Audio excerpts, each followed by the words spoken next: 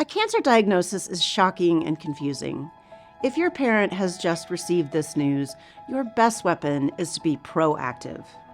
Learning the ins and outs of the cancer journey will lead to more clarity and hopefully less fear and a better outcome. Here are 10 things to do after a cancer diagnosis. First, get organized. Create a file for important papers. Post contact numbers in a prominent place. Include your parent's primary care doctors, specialists, therapists, and caregivers. Second, examine the cancer diagnosis. Learn what you are dealing with. Don't hesitate to ask the medical team questions. If you're not clear on an answer, ask again. Third, take time to understand the treatment plan. Find out if there will be more than one treatment, how long treatment will take, and what recovery might look like. Next, prepare yourself and your parents for the side effects. Treatments like chemotherapy and radiation can be especially hard on older people. The side effects are often physical and may include loss of appetite, diarrhea, upset stomach, trouble sleeping, fatigue, and pain. But your parent might experience emotional symptoms too. If possible, discuss this with mom or dad before treatment begins, and always alert the medical team about any side effects. 5, when your parent starts rehabilitation, understand the goal. Is it to increase endurance, build strength, increase mobility, reduce pain? Also remind your parent that sticking with rehab can lead to a faster, more effective recovery.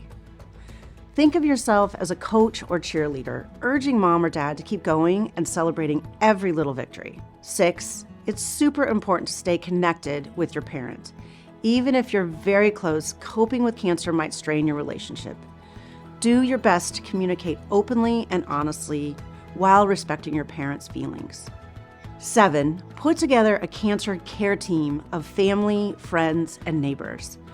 The team can help your parent feel less isolated, and they can also run errands, do tasks around the house, and even look after mom or dad's pets. If you are supporting your parent from a distance, the care team is especially important. 8, follow up regularly with your parent's doctor. Discuss how the treatment plan is going and what comes next. If your parent has other medical conditions, ask how this might impact recovery. 9, take care of yourself. Cancer recovery can be a long process with many ups and downs for your parent and for you, their caregiver. There is a tendency for family caregivers to shove their feelings to the side. Please don't make this mistake. If you are feeling overly stressed, get help before your work or family life is affected. Also, consider joining a cancer caregiver support group. Many people turn to support groups as a source of strength and for ideas that can help them cope. Finally, at some point, you and your family may need professional help. If your parent becomes too weak to care for themselves, or if you are just stretched too thin, consider professional caregivers, or explore the benefits of a senior living community where a highly trained staff handles the meals and housekeeping and is on hand 24/7.